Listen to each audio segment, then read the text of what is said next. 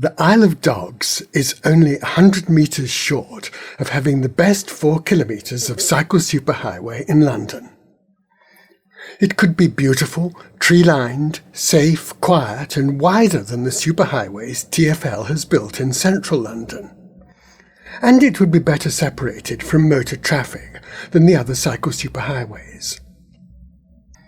The route would follow the Thames from a busy river crossing at Island Gardens to Canary Wharf and to the most intensively used cycle path in the UK, Cycle Superhighway 3. The route is shown on maps as the Thames Path, but only the busy section by West Ferry Circus is mapped as a cycle route. Why? It's because we have never had a well-thought-out plan which relates cycling to the opportunities in London's urban landscape. Cyclists only get the crumbs which fall from the master's table. Data from the Strava app shows that most cyclists use West Ferry Road to get from Greenwich to Canary Wharf, but that some of us use the connected parts of the Thames Path. The explanation of why all cyclists don't use the river route is, of course, that it's blocked in 3 places. They total about 100 metres and are all in the central section, marked by red dots. In 1981, when the redevelopment of the Isle of Dogs began, it was the other way about. The waterfront was industrial, and there was hardly any access to the river, except for the John McDougall Garden made in the mid-20th century. The London Docklands Development Corporation had no responsibility for the riverside industrial land and therefore made no plans for it. When the riverfront was developed for residential use, Tower Hamlets did the job of making sure that new riverside open space was created, but they didn't designate this land for use as a strategic cycle route. It would have been an easy thing to do, and compulsory purchase powers could then have been used to bring the land into public ownership. If the land had been wanted for a road, an airport or a railway, this would have been done in the blink of an eyelid, as it still could be.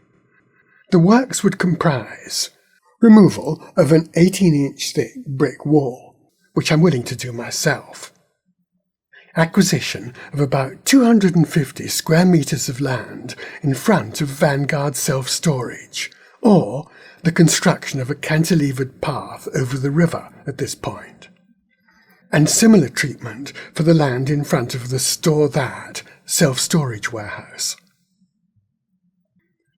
A back-of-an-envelope calculation puts the cost at somewhere between £3 and £10 million, making this the cheapest and best 4-kilometre cycle superhighway in London.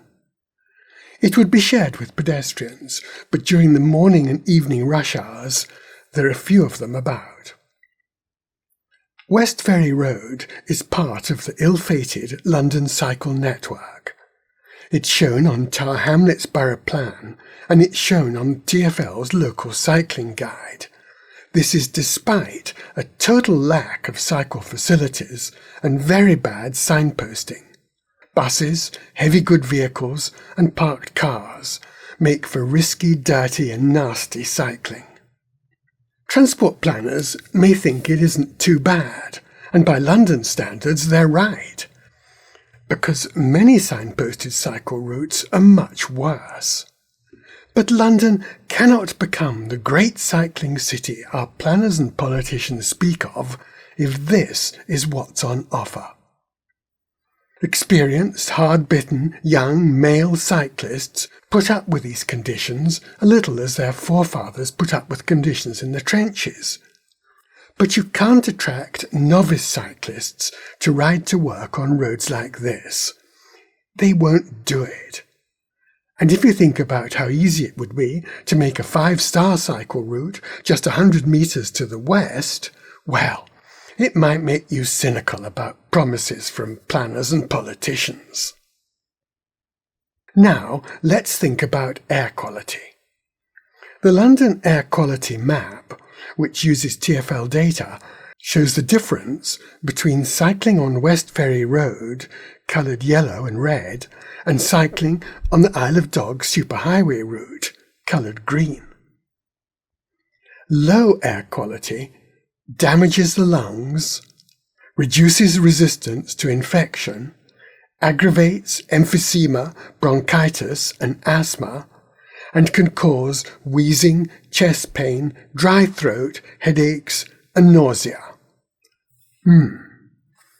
Maybe it's better not to think about it.